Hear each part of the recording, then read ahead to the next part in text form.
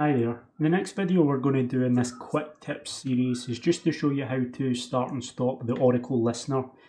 The Oracle Listener allows connections to come in from your application, and then the Oracle Listener takes care of handing that connection off to the Oracle DBA to begin processing whatever information you have asked. So it's actually when you're connecting via an application, you're actually connecting to the Oracle Listener, who then that handles the connection, makes sure yes it's okay for you to connect, and then passes that connection over to the Oracle DBA. So I've got my Linux terminal session here from my trusty VM, and we can see that there is one Oracle Listener running at the moment. I'm sorry, the better way to do this is to grep for TNS rather than Listener.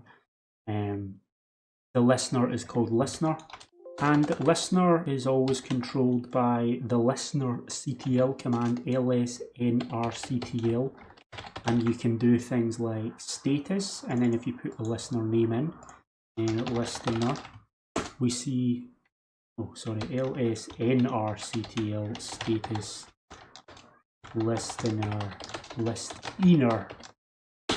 we see the status of this listener. So I only started up my VM for this video, so the listener name is Listener. It's been running for 14 minutes. It's running on my virtual machine. In a production environment, this will have an IP address in it, but this is just a VM, so it's not. Anyway, this Listener is for the Oracle DB database, and there's a various service names that you could use to connect to this database as. Anyway, to stop an Oracle database, lsnrctl stop, and then the listener name is Listener. And there we go, that's the listener stopped. If you're trying to connect to the Oracle database now with the listeners down, you're not going to be getting connected.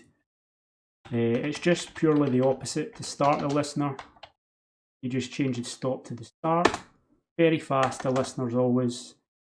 And you can see at the moment the listener is started, but it supports no databases. That's just because it takes a little minute or two for the Oracle database and the listener to find out and resync up with each other. If we run the status again, maybe take a little bit of time.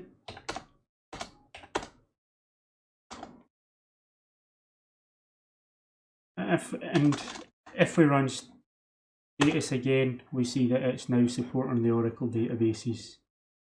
So again, very, very short, easy commands, just as quick bite-sized tips on how to go about managing our Oracle database. These are super basic things, but not everyone knows this stuff, especially if you're not an Oracle DBA. If you were a MySQL Server DBA, you probably don't know how to start and stop an Oracle database. I mean, not everyone knows this stuff. Thanks very much. Bye.